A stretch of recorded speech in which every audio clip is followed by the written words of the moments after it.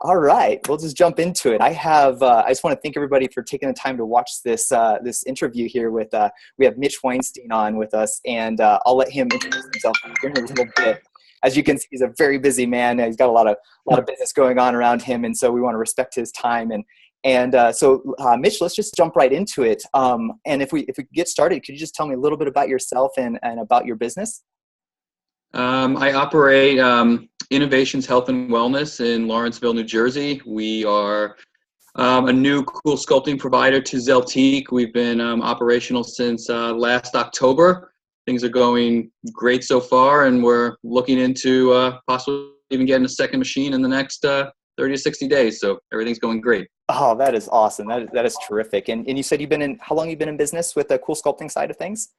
With the CoolSculpting side of things since about October 1st. Since October 1st. Fantastic. And then what problems were you facing when you first got the machine and before you started working with us?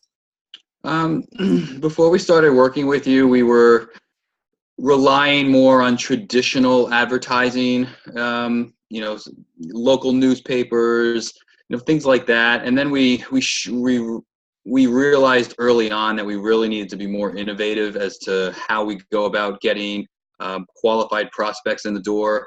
And we turned to the internet. We've tried many different things on the internet. We found Ryan and his company, and the methods that he uses to get qualified leads to our practice have been great. Awesome, fantastic. And then what? And as you were doing the old traditional methods, like what were the problems that you were kind of running into, and even in some of the digital stuff, what were the problems that you're running into before we started working together? I think on the the newspaper side of things, I think that there needed to be too many exposures to the ad for people to really take action. And unfortunately, with a relatively small budget, we can't take chances month after month after month, hoping that the repeated exposure gets us some results 4, 5, 6 months later. Plus, I didn't think the demographic that reads the newspapers is the demographic that needs CoolSculpting. I think we needed a fresher approach, and we needed to be where people are, on their smartphones, on their iPads, on their computers, and that's where Ryan seems to excel. So it's been a great relationship so far. Oh, thank you very much. That makes me feel good. And indirectly, do you know what your opportunity costs were roughly with the old traditional stuff and maybe some of the other marketing mechanisms? Honestly, we didn't really do it long enough for us to put a firm number to it. But I mean, if we were spending $5,000 on a newspaper ad, I mean, we might have gotten 1 or 2 decent prospects in the door, and that's just not enough. It really wasn't about whether we're coming close to breaking even. A, breaking even isn't good enough, and B, we were probably losing money, and but more importantly, it's just something we realized early on wasn't going to work for this particular type of product. Mm-hmm. We made the change, and I'm glad we did. Oh, very good. And then a lot of my clients that we work with, one of the biggest downfalls they kept running into with the traditional media was lack of data coming back. They didn't know why things weren't working. They didn't know how many people were actually viewing and so forth. Did you run into the same type of issues when you're trying those other medias?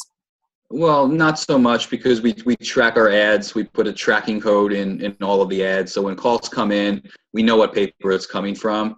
Our issue was just not getting enough calls to come in. Very good. Well, it's awesome that you guys were doing that and being innovative, because a lot of practices don't put those call tracking numbers in there. And as everybody's listening to this, they're hearing that data is actually really important to make business decisions, especially in the marketing arena. And when you're starting to able to track those types of metrics, you can make wiser decisions over time, and that kind of compounds on itself. So kudos to you, and I love the innovative approaches that you guys are continuously making to grow your practice. What happened after you started working with us? Like, what kind of feelings were, changing or shifting, specific results, outlooks, those type of things? Well, most importantly, we were getting a steady stream of leads coming in real time each day. I mean, it does take work to nurture those leads. They don't all call you. You have to call them, and you don't get them on the phone the first time, but you have to keep trying. You have to keep following up with emails or texts or whatever way they give you permission to contact them, you need to keep trying until they tell you to stop, or until they turn into a prospect. Yep. I would say go for the yes or the no. Like if you don't get either one, then keep going. Yes. And that's one of the things that I've seen with a lot of practices is they don't necessarily want to put in the work. They just want, those customers to come in through the front door. And that's not really the way business really works, especially from a sales experience. And from what it sounds like, you're also experiencing that as well. So working the leads, following up is extremely important with closing them. How did the office environment shift within once you guys started having a new flow of leads coming in and new customers? Did you notice any differences in there? Well, our CoolSculpting specialist is certainly happier. She's happier when she's busy, and she gets a little on edge when a day goes by and there's not a consult to see. So a happy staff leads to a healthy business. So I guess from that standpoint, everybody's happy. If the leads stop coming in, we might have a disgruntled workforce. Yeah, I promise I won't let that happen ever. Cool.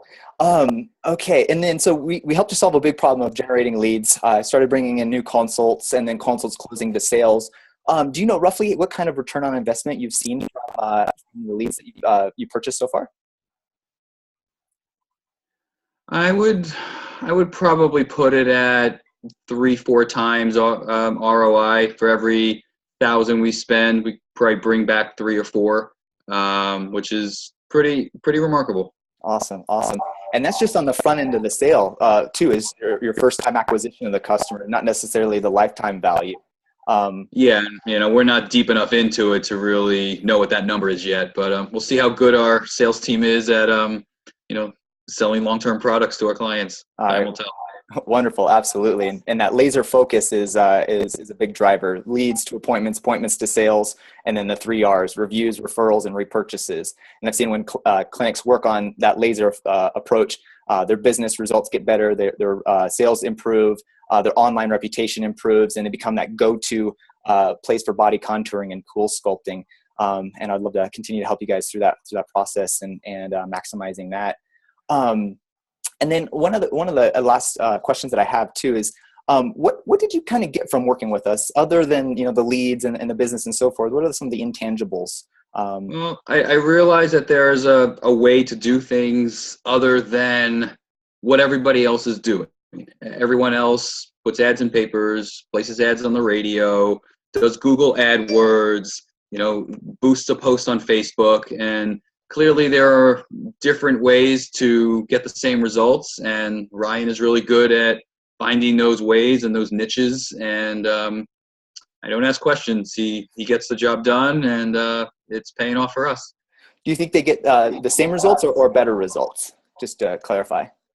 I would say that we get better results. I've done all the so-called tried and true methods: Google AdWords, social media boosting. It works, but so much time has to go into it to do it right, and you have to constantly be aware of what your competitors are doing and whether your competitor's trying to undercut you by $50, or it's not a great way to have long-term sustainability. So I'm glad I found this different way of doing things. Awesome. And so I imagine it saved you a lot of time and frustration of having to deal with those things. You don't have to deal with that so much anymore. You can focus on the things that you're good at, you enjoy, and then you like, and then you just pass off the stuff that's the nitty gritties, if you will, to us. Exactly. Yeah. Did you notice an increase in morale as that happened for you personally? Oh, absolutely. It takes a lot of stress out of your day. Yes. I found with a lot of clinics that when they're trying to do the stuff themselves, especially with working with technology and computers and all this stuff that changes every single day, for the most part, it just created even more headaches. And some of the doctors were even saying it bled into their relationships with their employees. So to be able to remove that burden and that headache allowed them to focus on the things they loved. They felt better. The morale in the organization was better, and ultimately there's just better business. So it's cool that you've also kind of experienced something similar to that. So we talked about the marketing services. We talked about the technology help, the support and guidance. Do you also feel like you're able to get deeper insights into the marketplace based on just your experience with working with us? Yeah, absolutely. it's good to see where people are coming from, where people are looking for us when they, see that ad that introduces us to our company. It gives a different perspective. Like I said, there's more than just typing in the words CoolSculpting into Google and finding a list of providers that are trying to undercut each other. There's different ways to be introduced to a service. There's YouTube, there's social media, and I didn't really realize the full power of that before getting involved with Ryan. Wonderful. I'm glad we found each other. I never did ask you, what was the first way that you saw contact with us? I know you came in through some of our SEO channels, and then also I'm fairly certain it was through Facebook. Okay. You do a lot of promoting of your own business through Facebook. Yeah. And I'm pretty sure I saw one of these very similar testimonials from another practice somewhere in the Midwest. I watched that. I contacted that person, and the rest is history. Fantastic. So I practice what I preach. Not only do I apply what I know and for my businesses, but I also do it for you guys as well. So the results speak for themselves, and as you know and experience, that's tried and true. I do have one big question for you, and this is kind of I haven't asked you this. What's your big goal for 2017? Well, 2017, we want to pull the trigger and get that second machine, and we want to sell out that second machine. We want to be able to double our revenue from where we are now. We're probably at a solid 85 to 90% capacity on the one machine. I don't want to get the second machine and just kind of use it every so often. We want to be able to sell that out and then have a good problem on our hands. Do we invest in a third machine? Do we invest in another complementary technology? Hopefully by the end of 2017, we'll be asking ourselves that question. Very good. Awesome. I love hearing that. And if I could give a little suggestion or tip, I market sophistication level is going to increase by the end of this year. A lot of the competitors are entering the marketplace. They're putting a lot of money into the body contouring space. And the big thing is going to be differentiation.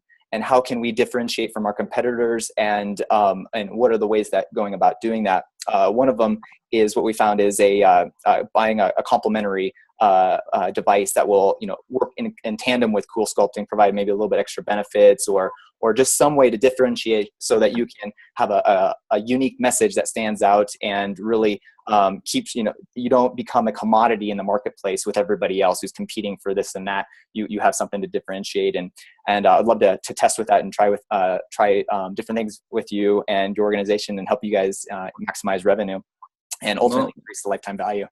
Yeah, we hope to be able to come up with some cool, innovative services that we can offer, maybe even at the same time they're being cool sculpted, so no additional time is spent, but we can realize extra revenue, and hopefully by the end of the year we'll have some ideas in place, and we will have followed through on them. Awesome. Well, Mitch, I want to thank you so much for taking the time out of your busy schedule and doing this interview with me. It's been so much fun working with you and helping your business grow. It's something that's really, really near and dear to my heart for some reason. We have this really good connection that I really enjoy, and I'm excited to keep this for life. And is there anything that you'd like to share before we kind of finalize this talk? No, other than thank you for the hard work that you've put in. That is about it. Awesome. And if for the people who are watching this video right now, and they're thinking about signing up with us, would you recommend that they move forward with that? Absolutely. It'll be well worth it. Awesome. Thank you, Mitch. I really appreciate you, and I appreciate all your hard work that you're putting in. And I look forward to helping you achieve your business goals in 2017.